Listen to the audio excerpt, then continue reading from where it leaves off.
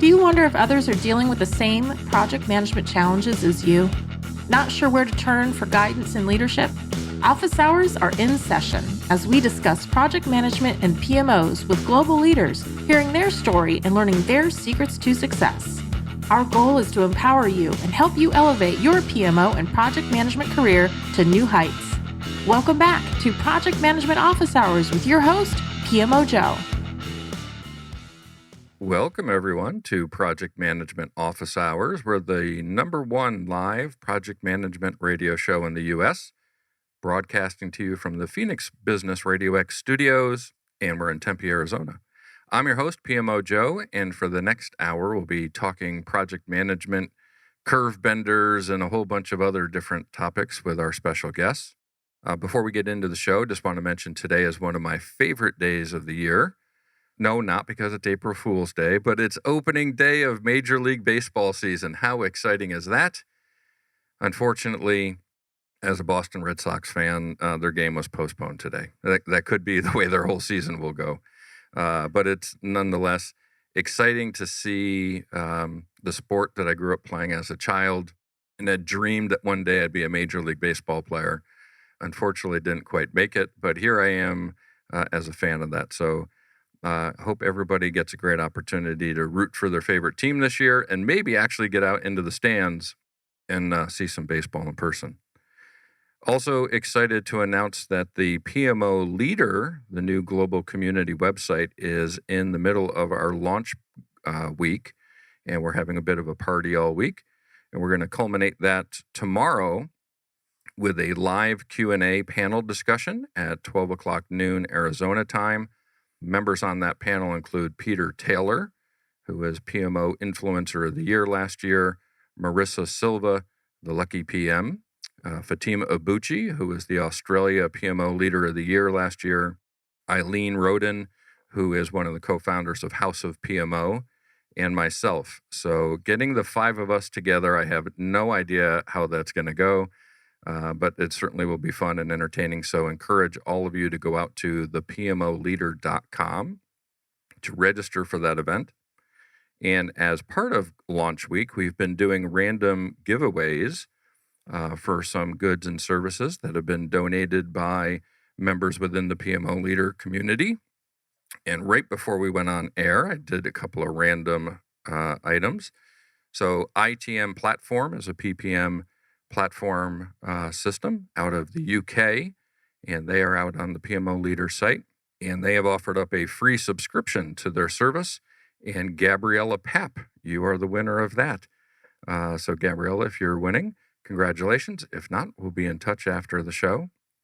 And then also Keyed In Solutions is a partner with us. They've been donating some nice water bottles, which fill in great as we approach summertime. And Leighton Brownlee, you are the winner of one of the Keyed In water bottles, Keyed In Solutions water bottles. So thank you, Leighton. Thank you, Keyed In. Thank you, ITM Platform. Also, want to thank our sponsors of this show, right? We don't have these shows without sponsors. So the PMO Squad, you can visit them at thepmosquad.com to learn more about all of their services. And as I mentioned, the PMO Leader previously, be sure to go out and visit that community site. Finally, a reminder to everyone to visit projectmanagementofficehours.com to see all of our upcoming episodes, catch all of our previous episodes, and learn more about all of our amazing guests who have joined us throughout the years. So today, in addition to being Major League Baseball opening day, which I'm excited about, I'm also super excited to have Jennifer Bridges and David Nour joining me today. Thank you, Jennifer and David. So glad to be here, Joe. It's good to be with you, Joe. Yeah, thank you. And Jennifer, I believe you're in Alabama. And David, are you in Atlanta today? I am indeed. So we're getting some Southeast representation. I'd been in Atlanta for around 20 years or so. So it's good to connect with some folks who are back there. Jennifer, if you could take a minute, just say hello to all of our listeners and introduce yourself to them. Well, Joe, it's great to be here and with your audience. And because I know you have a global audience of influencers and impactors all over the world. And just been around quite a bit, a long time, I guess, in my career. And I guess the essence of the coaching work and the leadership development work that I do is helping people improve their performance potential. And so I'm founder of pdustogo.com, which we're going on 14 years now. And David has been a huge part of that, one of our initial brave and courageous partners. And he's been a part of helping us infuse different aspects or different perspectives from leaders that he works with at different executive levels, and all the research that he's done over 11 books now. And so he's continued to develop courses and give webinars and live events for us. So yeah, just I guess one of the main things that I think David and I both look to do is influence, impact, and inspire the future of project management. So with that, I'm going to hand that over to David and let him, I guess, tell a little bit about himself too. I'm on the wrong show. I thought this was the British baking show or something. Wait a minute. I'm on the wrong show here. No, Joe. I be on this show, right? No, you dialed in the wrong channel. Right. Whoops. Joe, I want to echo Jennifer's comments. Thank you for having us. We were on another call where Lee Lambert was joining us, and as the audience knows, founder of kind of the whole PMP world. And I said, Lee, this is all your fault. I would have never met Jennifer Bridges. I would have really not known a whole lot about the whole project management community if it wasn't for that whole movement. And I got to tell you, I'm in awe of the project management professionals that I've met over the years, because they're the essence of the organizations that I work with and the leadership teams that I work with in their ability to get anything done. So with Jennifer's help over the last, crazy to believe, 14, 15 years, I'm able to bring my ideas around strategic relationships, around visual storytelling, around this fundamental need for personal reinvention through my books, through my coaching, through my advisory work to project management professionals, and the great work that she does with PDUs to Go. And you're likewise a great contributor to our most recent initiative, which was this whole PM Next starting. I think that was our COVID moment, right? In the middle of the pandemic, we started thinking, what do project management professionals need to know or think about or do differently, not just to get through this difficult time, but really on the other side of it. And you contributed greatly to that conversation, and we appreciate that. And I'm excited about our conversation today of how do we help elevate both the awareness and the impact of project management and project management professionals.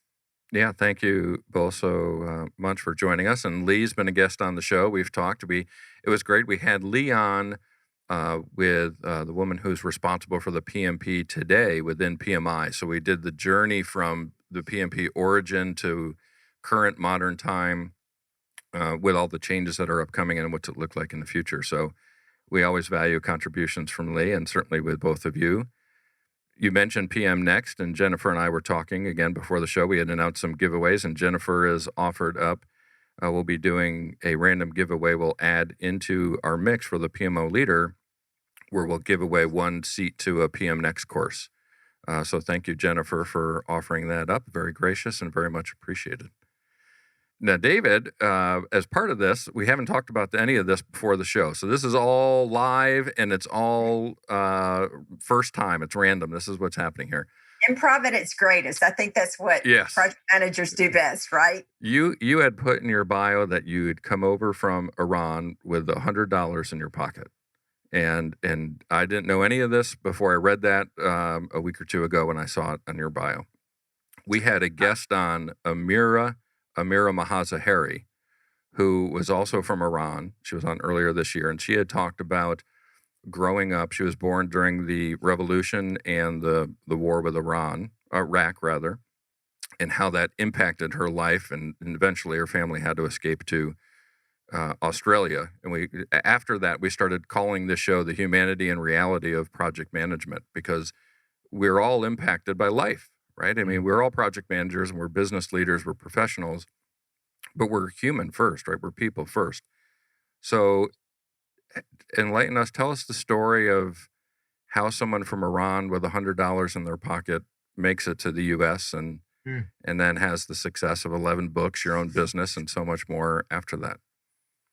So very kind of you to say, yeah, it's actually the story is true. I came, so my parents are now retired college professors in Persian literature and Persian history.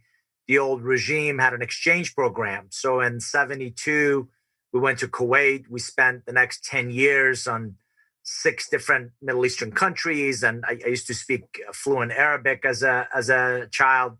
Then the revolution happened. They called them all back. My parents had the foresight to realize there just wouldn't be a whole lot of future for me in Iran because it was the onset of the Iran-Iraq war. So I have a couple uncles in Europe that said, no, thanks, too much responsibility. I have 3 in the US. 2 of them said, no, thanks. One of them said, we'll take them for the summer. So Joe, I landed, and Jen's heard this story. I landed at JFK May 23rd, 1981.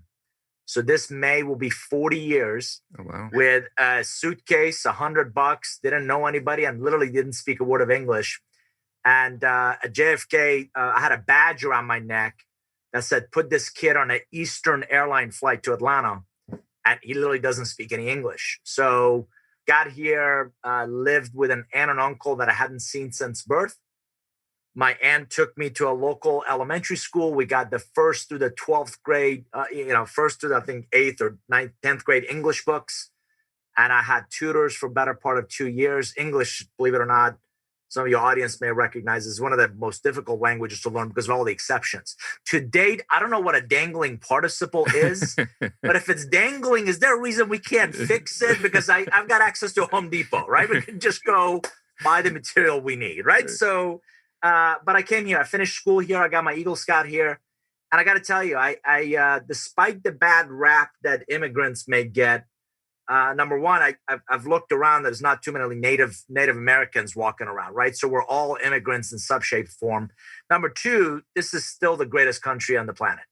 This is still, with all of our challenges, with all of our, and I'm not going to deny, we've got race challenges, we've got income inequality, we've got a lot of challenges, but it's still the country that the rest of the world wants to come visit, the country that they want to come live in, the country where they want to come and get an incredible education, and the American dream of come and abide the law, come legally, come pay your taxes, come get an education, come, stand up on your own 2 feet and really earn a living. It's still alive here. And I'm the poster child of that opportunity. So grew up here, grad school here. Early part of my career was technology, sales, and sales management.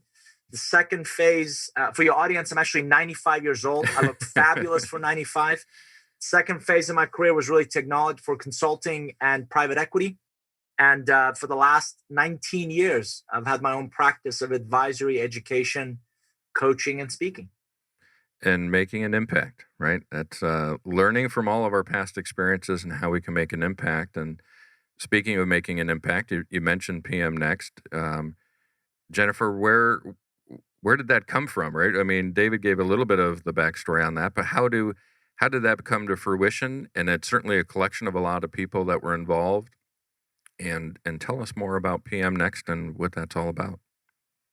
Yeah, so that literally came last year in the throes of the pandemic. David does some work. We do some client work together.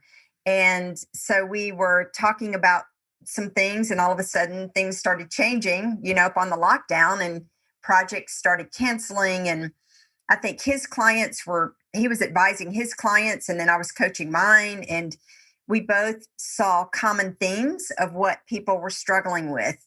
And so we started trying to answer and help people solve problems about what was happening. So we were grateful and resourceful to have people in our networks like you and so many of the people we pulled together in PM Next. And they all, threw their hands up and said, how can I help? And so that's how we pulled that together. And we started looking at some of the things people were struggling with, some of the competencies that people needed. And that's where we were able to pull people in who had, specific expertise to bring that. And we pulled together learning sprints. Our production team jumped in, and David, and we pulled together just an amazing program. We've had a lot of a lot of great feedback from it. And I think it was so successful because not only, do the partners we brought in, but the literal people who were struggling with the problems. So they were able to provide the input into the content and how we designed the program. So I think David may want to add some more to that as well. Yeah, Jen, and I got to tell you, kudos to Jennifer and the whole PD Used to Go Joe production team, because I felt like, I was engaging the content presenters and just getting what's in their heads and their experiences on video.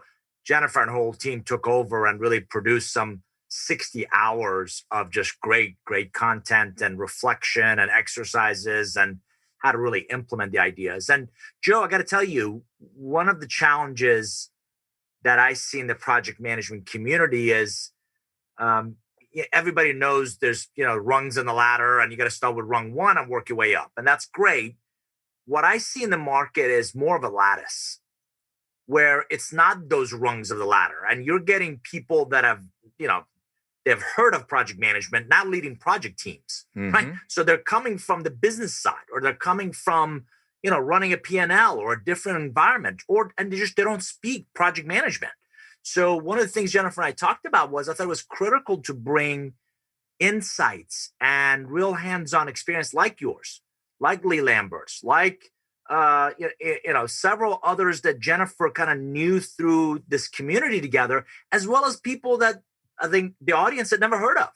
You may have never heard of Peter Bregman, but the guy's an expert on emotional courage.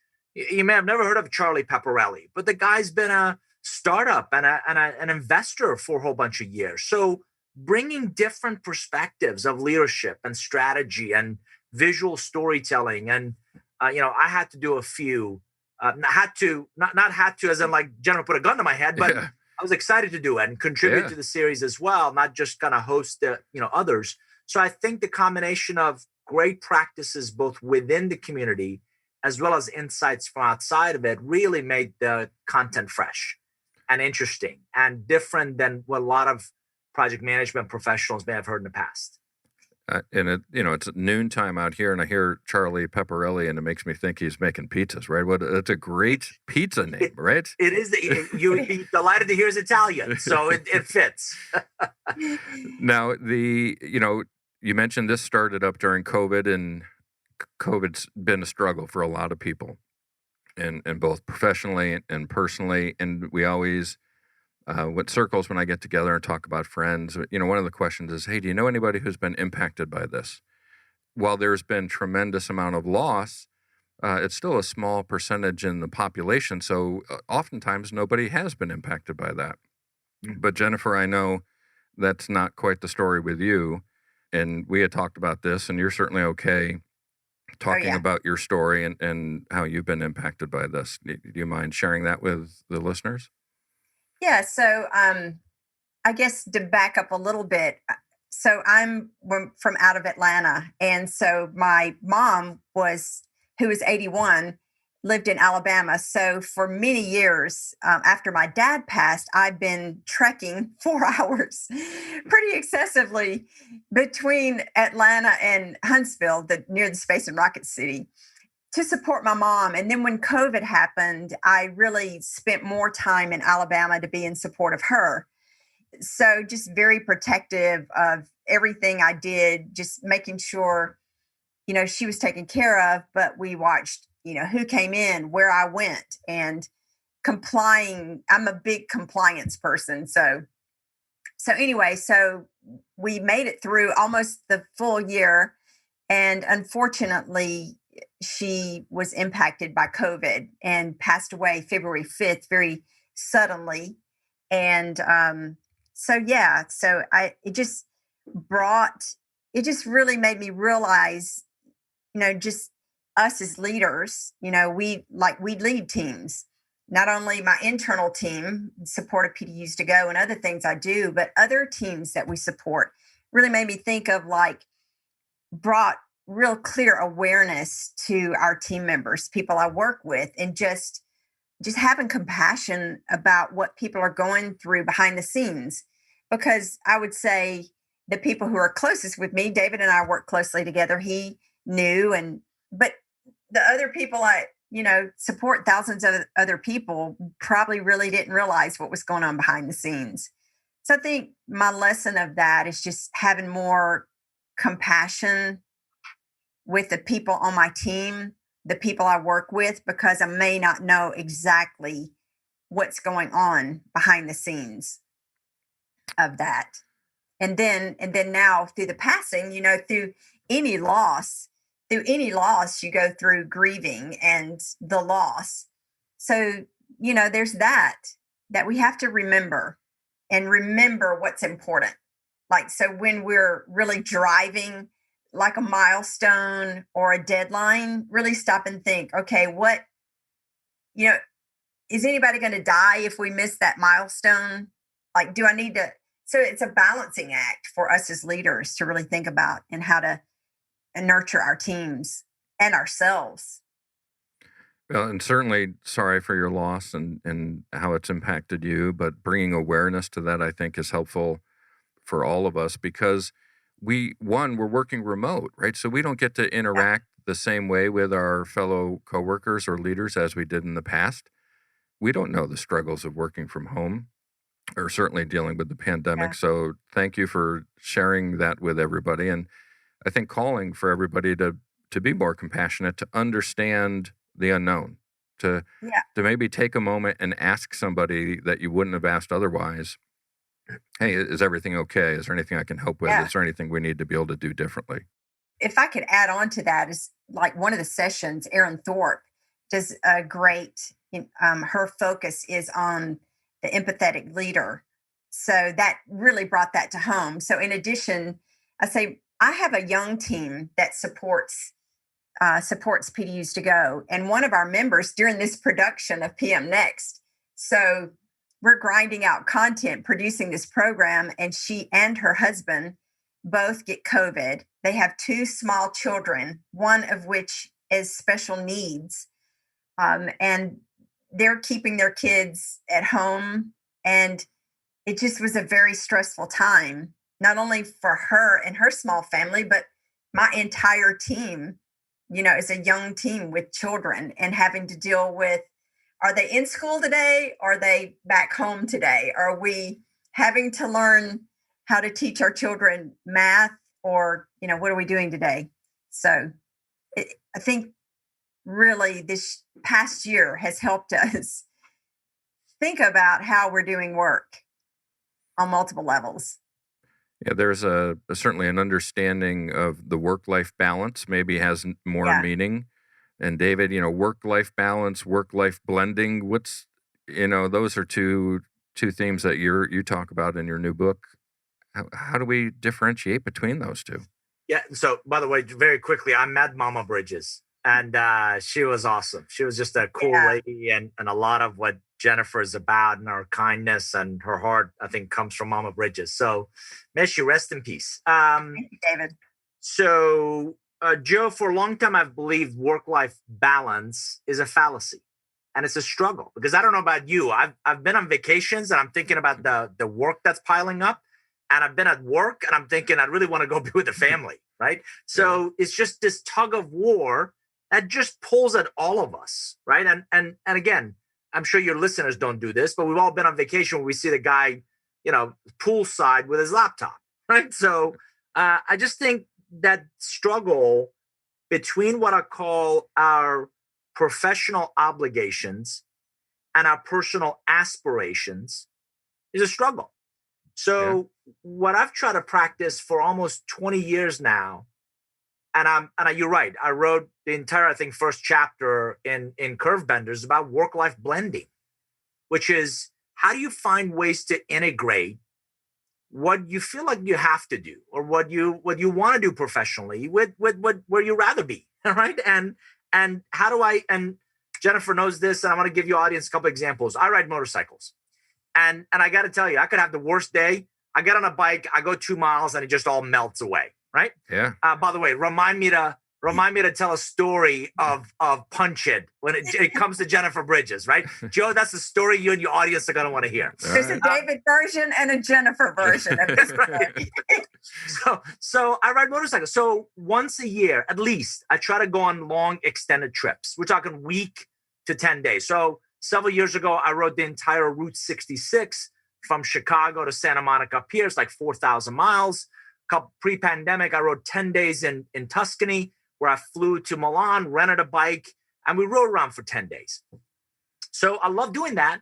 But you know what? I'm a realist, and there's still business I got to take care of and clients and things I got to do. So I take my laptop, put it in the trunk, and I'll check emails at nights.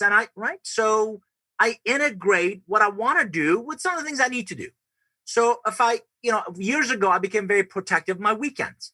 So I try not to work on weekends. So by the same token, if I want to leave on 4 o'clock on a Monday afternoon to go watch my kid play lacrosse, that's where I'm at. And I'll make up for it on weekends with some of the things I need to do, right? So stop with the friction of work life, trying to create this artificial balance, and really figure out how to integrate that really cool, interesting part of you that we don't bring to work, or we didn't before this work from home approach, right? Love having lunch when I can with the family. Love taking the dogs for a walk. I'll do the work after the kids go to bed, right? So as long as the work gets done, I think this pandemic has taught us, as Jennifer mentioned, what's really important. And none of us want to leave with regret, right? I wish I could have spent more time with loved ones, or I wish I'd taken more vacations, or didn't kill myself over that project deadline. Because you know what? It's okay. It's important. But don't lose perspective, in essence. Yeah, and I think it's become a bigger challenge because we're all working from home. And I remember early on in the pandemic, I was talking to somebody and they said, can you hold on 1 second? I've got to go get my laundry out of the washer and put it in the dryer. And it was in the middle of a call, right? And I was like, what in the world are you doing? Why are you doing it right now? Couldn't you wait? And then I recognized, listen, everything's different. Nobody knows how to work this way anymore. I think we're much better at it now, right? I think people are figuring that out. And what I figured out is I don't work and I don't have family time. I have time. There's moments during traditional work hours where I'm doing family things, and there's things during traditional family time that I'm doing work things. But to me, it's just time now. I no longer split between the two, right? It's just, how do I utilize it to get what I need to get done in order to make my team and others successful, right? I mean, I think that's what you're saying, right? Absolutely. Just to build on that, Jennifer and I both also have a mentor, a guy named Alan Weiss. And years ago, we went up to his consulting college, and Alan is famous for this. And he talks a lot about, you don't have a personal life, exactly what you're saying. You don't have a personal life and work life. You have one life. So during the summer, Alan doesn't work on Fridays. He's by his pool, by 2 o'clock in the afternoon. He may be, considerably older than we are, but he chooses that. And by the way, he puts on educational programs for his clients in places where he wants to vacation, right? That's the ultimate. And he talks about real wealth is discretionary time, because we can always make more money.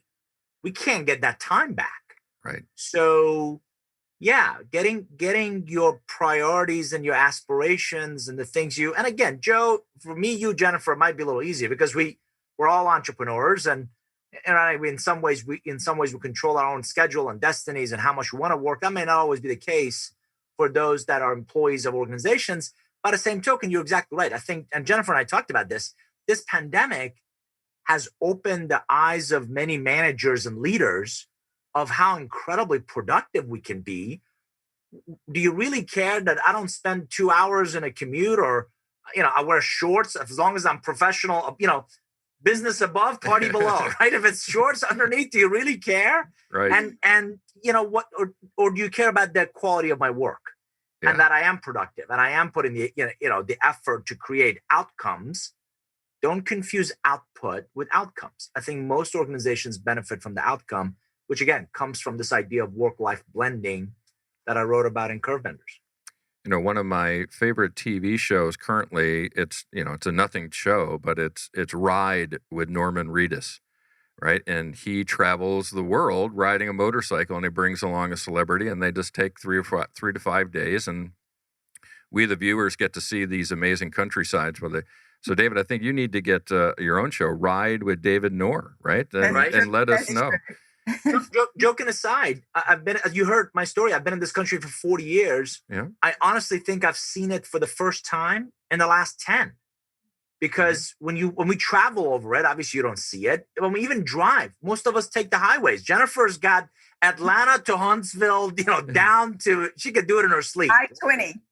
Right? Yeah. I-20. And it's just a highway you go. When you get on a motorcycle, highways are kind of boring. So you always take the back roads, and you go through Jamaica, Vermont. And you go through Athens, Alabama. And you go through Route 66. I got to tell you, I've read about it for so long. You go through it and you see how desolate some of it has become and boarded up. And by the way, that Highway 40 is right there. You can see it. And it's a incredible reminder. And I always bring these back to some ways and shape or form, the work that we all do, right? The need for all of us to remain relevant. Yeah. Right. The Route 66 businesses saw the highway going up, but they didn't do anything differently. They didn't act. So they saw the trend. They didn't move. They didn't act differently. And hence they became irrelevant. And a lot of them are gone. And I've been to Athens, Alabama, and Gadsden Lake, right on the drive from Atlanta up to Huntsville, is a beautiful lake in the middle of nowhere that if you didn't go off a beaten path, you'd never see it, right? I mean, it's just beautiful. But did Jennifer Bridges take you to that square ice cream shop? Because exactly. Come back to visit. I'll give you the 3-hour tour. If you have not been to that square ice cream shop, you don't know what life is about. Yeah, the Cream Delight. So Boom. Jennifer, A little plug in for the Cream Delight. let's get the Jennifer version of the Punch It story. Oh. So my version of the Punch It story is so David makes riding motorcycles look so fun and easy. So he encouraged me to learn how to ride. So I did. There are multiple parts of this story about finding the perfect bike, but I started on a scooter. But anyway, he helped me get the first bike, and we'd been practicing. So he was riding the scooter back to the house, and you were riding the other bike. I was riding the scooter. So we're on this main road in Buckhead, and it's quite busy. So we're at the stop sign, and David said, okay, when you get to this, when you start to go, follow me, but you've got to punch it. So I literally took it, I'm a literalist. So I gave it the full gas. And before I knew it, I was like headed straight for this tree. And at like Mach 9, at 60, about 60 miles an hour. And I honestly thought I was going to kill myself. So anyway, all I could think of is target fixation from the class, because I'd been to the class, and all I could think about is, oh my God, I'm fixated on this tree. So I forced myself to look down and threw the scooter, threw my weight down and went into this ditch. And then I'll let David tell the rest of the story. So for your audience, right? If you know anything about motorcycles, they come in different sizes. And we're talking about a CC, like a 49cc scooter, right? This little cute little Vespa. And I'm further down the road. I look in my rearview mirror and Jennifer's not there. This car pulls up next to me and says, hey, your buddy is in a ditch. I'm like, wait, what? Right? So I circle back around. I go back, and sure enough, Jennifer Bridges is down this ditch with a little scooter. Like, who ditches a scooter in a ditch? Right? And so ever since then, I've learned that Jennifer's very literal. And if you say punch it, she's going to do a wheelie on a scooter. Just don't say punch it if you don't mean punch it. Well, so we three of us picked the scooter up out of the ditch, and the rest, thankfully, she wasn't hurt. But it was to date, she's the only person ever that I've been riding with who has ditched a scooter literally in a ditch. I'm constantly chastised among the motorcycle riders about ditching a Vespa. Most of the stories are about like David's at Barber, like going around this pin turn at 140 miles an hour. That's his like wreck. Mine is on a Vespa scooter. Well, for the 25 plus million viewers of your whiteboard sessions all over the internet, next time you're taking a course, just when things are struggling on the course and you're trying to grasp that concept, just remember Jennifer Bridges in the ditch on her Vespa, on her motorcycle story. But I had all my gear on though. It was very, Yeah, you helmet, weren't hurt, so that's helmet, what counts. pads, gloves. Yes. Yeah, I ditched a moped back in the day when I was a young kid. See? Out in at a baseball tournament. We were staying at host families' homes, and we had snuck out, a bunch of us we were I think 13 years old, snuck out on mopeds and hit some loose gravel, ditched it. My whole side of my body is all tore up, and this is during the middle of a baseball tournament. Right, so I have to go out and pitch the next day with, road rash on the entire side of my body. So I feel your pain, Jennifer. Yes. I've been there. I've ditched one before too. See there, I'm not the only one. No. Joe's in my club. Absolutely. Joking aside, they can get away from you, and thankfully, as Jennifer mentioned, I'm a big believer. I do this with my kids as well. All the gear, all the time. So helmet, jacket, even when it's hot in Atlanta, helmet, jacket, gloves, boots. And all that stuff. My kids and I wear airbags now. So there's literally a vest you wear that is attaches to the bike. And if you get separated, the whole thing becomes an airbag. And mine has gone off 4 times. And thankfully, knock on wood, I've walked away from all 4. So, but it can get away from you. And I like giving Jennifer grief. But it was a fun story to tell. Well, let's hope there's not a number 5, right? For your sake. And good conversation, right? This goes back to we're people, right? We all have experiences that we learn from. And also understanding, David, to your point, right? On these tours around the country and the Route 66 story, guess what? Somebody built Route 66. Somebody built Highway 40. Somebody built the buildings they're in. And guess who built them? Project managers.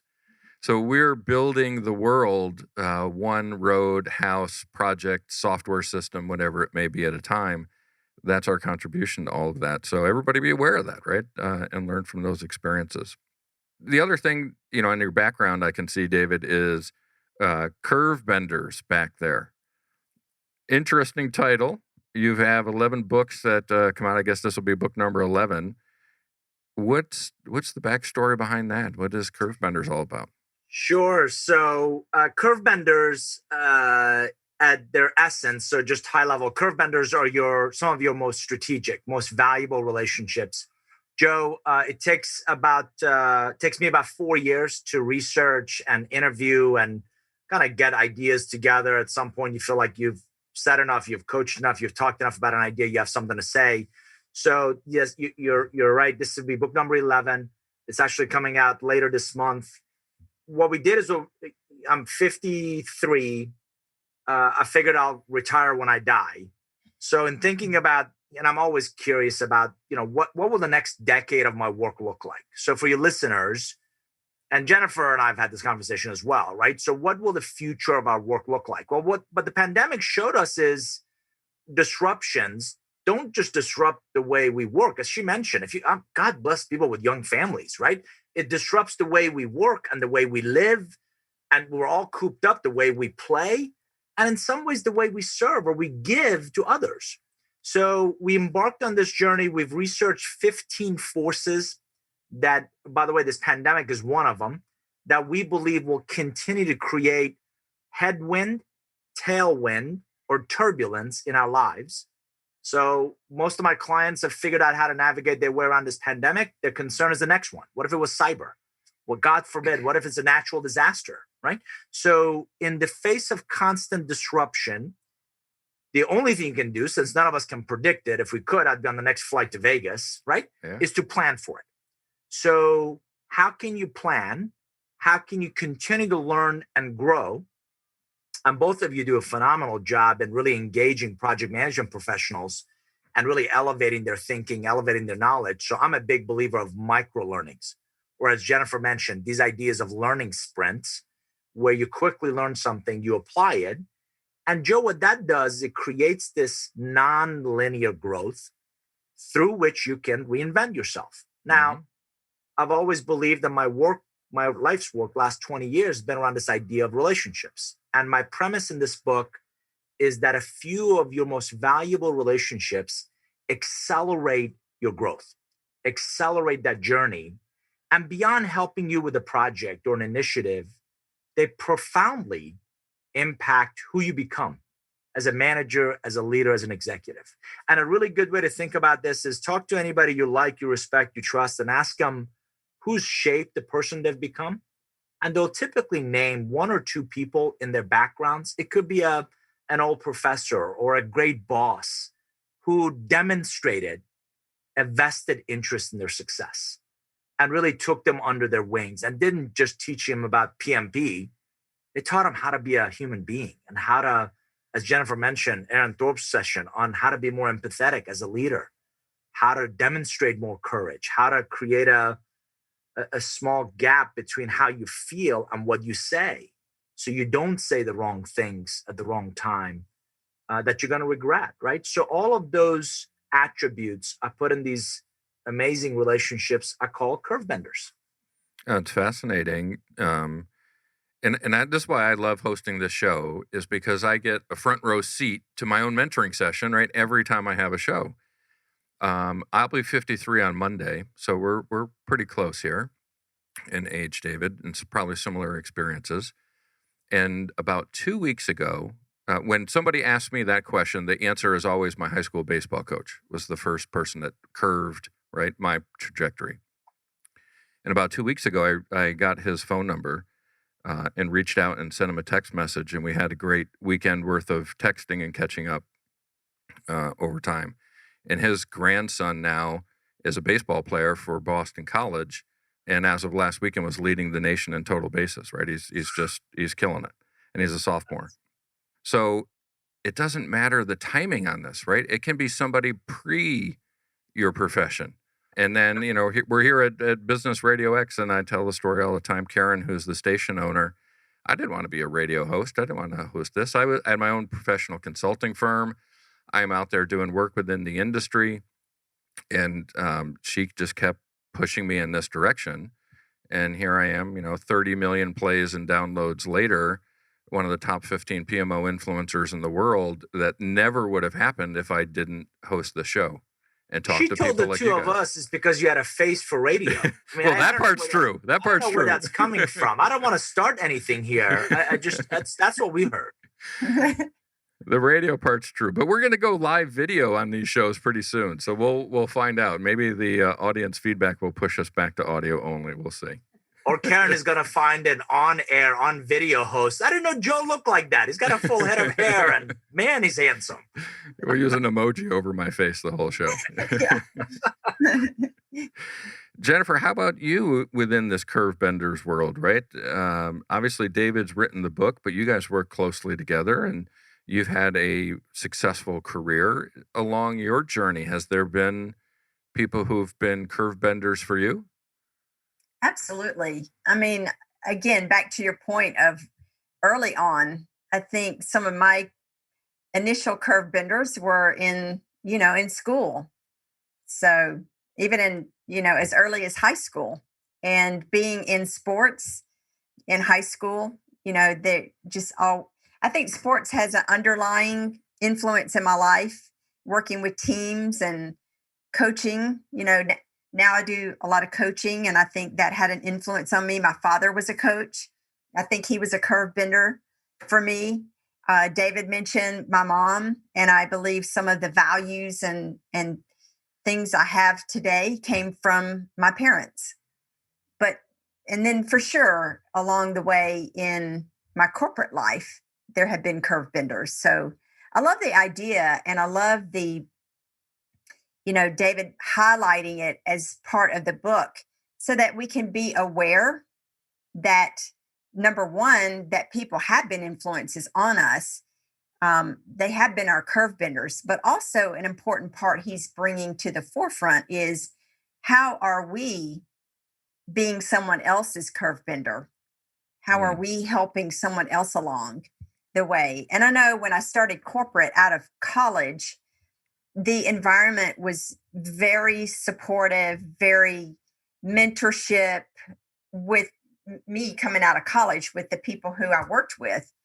And then somewhere down the line, in probably a decade or two, that kind of phased away with the whole effort of like, we've got to do as much as you can, in every day, everything, kind of the human side during a period of time, I think kind of went by the wayside in some of the environments I saw.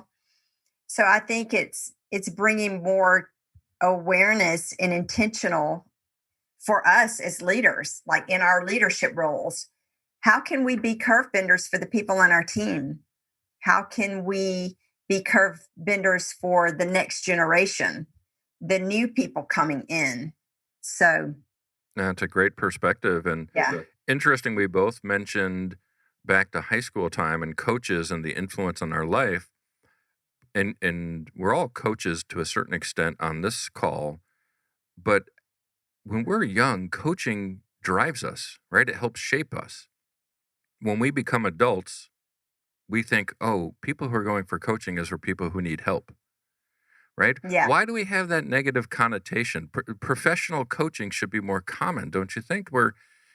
Just because you turn 25 doesn't mean you understand everything, right?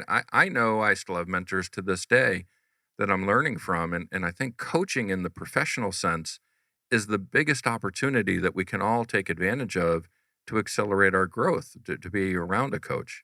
Yeah, just a data point for you and your audience. You both brought up coaches in your adolescent years. I think the best coaches in those formative years teach us more than just about the sport. Mm-hmm. Right? Absolutely. They leave an indelible imprint on us in terms of life, in terms of how to lose graciously, how to pick ourselves back up, how to not get bullied by the kid on the other team. All those things become lifelong, they mold us in so many ways. And Joe, I couldn't agree with your comment more that if you think of athletes, if you think of entertainers, those that are already doing well, hire coaches to really take them to that next level, right? So I want to go get this Oscar-winning part. Help me. I'm a comedian. Help me take a more dramatic role, right? And they go elevate their skills, their knowledge, in some ways, their behaviors. For some reason in business, as you alluded to it, it's perceived that you get a coach when you're broken or you need something fixing. And I think it has as much to do with us as coaches as it is those who hire coaches. I can't help someone who's broken. They need to go fix themselves. Go respectfully, go see a professional for that. That's not what I do. I take great managers and make them exceptional leaders. Mm-hmm. Right. And that's a mindset first. I was talking to one earlier today who's very competent, very capable, is having a meeting with the CEO and the board about his comp plan.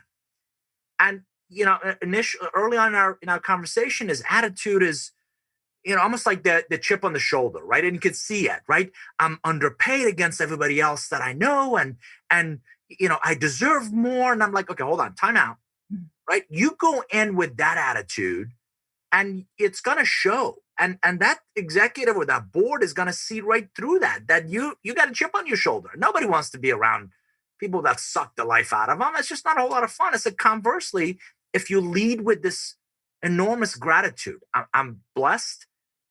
There's a lot I have to the rest of the world. And by the way, to our listeners, the rest of the world believes we're incredibly rich, right? If you have 2 cars, 70% of the world believes you're wealthy, right? So if you own your home, you're better off than something like 80% of the world, right? So leading with gratitude, leading from a place of just enormous abundance that we have in our lives allows you to see coaching as a phenomenal opportunity for me to get to that next level, get to reach another level of success, another level of significance and impact in my life.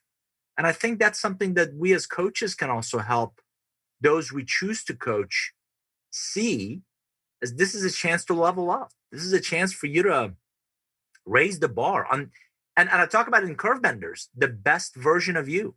One of the questions I ask most leaders is, if, in thinking about those who've had a profound impact on your life, is there a common thread? And inevitably, every one of them said they saw the best version of me. Mm-hmm. Even when I couldn't see it myself, even when I didn't see it, they nudged me outside of my comfort zone, outside of my little safe space to put myself out there and be vulnerable and do the things I've never done and go for jobs and push myself beyond even my own perceived reach. And then when I got there, I couldn't be more grateful for just that. These people coming to my life at this moment in time that, again, changed both my direction and ultimately my destination. And I think this is all hits home for me because I'm a person too, right? We have all these moments in our life. And there was a high school senior when I was just a little kid who broke his leg, and he'd come around the neighborhood and sit on the front porch and be the quarterback and let the rest of us kids play.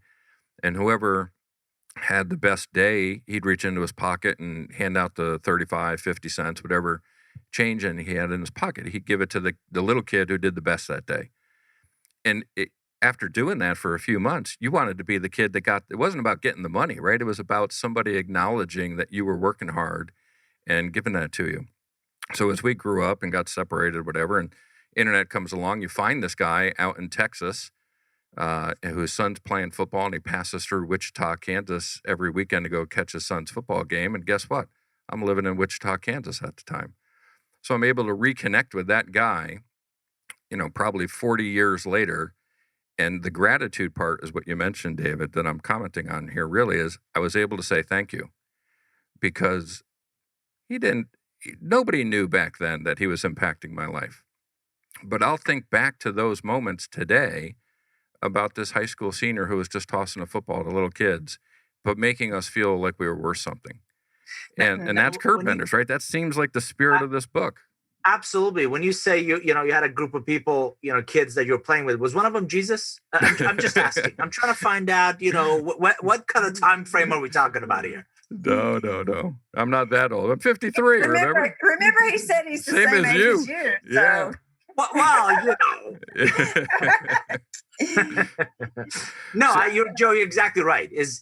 And the fascinating thing we found out in our research was you don't see them as a curve bender in the moment. Right. It actually, and interestingly enough, we fight them. Whether it's as teenagers, those coaches, or great bosses, or people that push us, we fight them. There's no way she can be right? Or he's crazy. And it's actually after the fact that we either have one of those V8 aha moments, or it dawns on us, I would have to be the dumbest person on the face of this planet not to listen to her, because what she's demonstrating is a vested interest in my success. What he's saying, I may not agree with, I may not fully understand today, but I believe that person, and this can't be told. You can't be told this, right? Right. They demonstrated a vested interest in your success, a vested interest in that best version of you, which going back full circle, Jennifer brought it up. It's exactly right. When I often say these people profoundly impact you, everybody wants to know, okay, where are they? Who are they? How do I find them? Where do I meet them? Where do they hang out in the mall? Where can I go find these people, right? And a more profound question is, as Jennifer asked, how do we become curve benders in the lives of others, right? Who can project management professionals, who are your listeners, take under their wings and really teach them not just about the latest PMP method, agile, waterfall, God bless you guys, right? That's all great. It's important. I don't want to take anything away from that. But how do we teach that next generation of project management professionals to demonstrate more empathy, to listen louder, to show up with an unparalleled work ethic, to all the things that the coaches drove into us at such a young age, I think we could dramatically benefit from A, updating, B, bringing into our work environments, into our professional relationships. Yeah, and that's ultimately, that's again why we do the show, right? Is to bring that and have Ruth Pierce come on and talk about that. Have Carol Osterwheel come on, Barbara Troutline, and others that we've had on the show who talk about the humanity, right? The fight or flight moment. And as a project manager, which are you going to choose? And how does your brain react to that? And I'm with you. I can't wait to read the book. You had mentioned that it's coming out later this month. Are we able to get an advance registration or sign up for it? How do we get access to it? Yes. Thank you for asking. In our partnership with PDUs to Go and the PM, as part of the PM Next series, we do have a pre-order campaign going on that if you order before April 23rd, and I'll share that with you and your audience, the link we've created for project management professionals. We actually are offering a series of these learning sprints around the PMP career accelerants is what we're calling it. So if you want a better job, if you want a different job, if you want to get promoted, if you want to go to a startup, if you want to go to a bigger company, I take the key nuggets from the book, such as your personal market value, your 7 steps to at meeting your Curvebenders, this idea of personal reinvention through an S curve. And we apply those to what project managers can do. And Jennifer knows, and as your audience can hear from this session, I am very shy. I'm very quiet. I'm very much an introvert. We have no fun, 0 fun is allowed on any of our sessions. And those are all going to be running in May. And the intent is to really help the audience internalize, synthesize, and apply some of these ideas to improve their jobs, their careers, their journey. Well, when I look at the clock, it's amazing to think how quickly that hour just went by. Before we sign off, certainly want to give each of you an opportunity to let the audience know how they can connect with you and anything else that you may have upcoming. So Jennifer, we'll start with you. Yeah, so people can find me best at pdustogo.com. So that is a PDU with an S and a number 2, go.com, pdustogo.com. And of course, you can find me on LinkedIn as well. Awesome. Thank you so much, Jennifer, for joining us. And David, how about you? Best place to find me is Nour Group, Nour Group, nourgroup.com. And actually would encourage your audience, if you put a /forum at the end, nourgroup.com/forum, that's our private online community. Jennifer Bridges has done a fabulous job building the PDUs to Go PM Next group. It's our biggest group, some fabulous people, great conversations. I would love to have you there to continue this discussion. Yes, and I'm in that forum and enjoy all the conversations out there. So I, as well, strongly encourage everyone to go out and do that.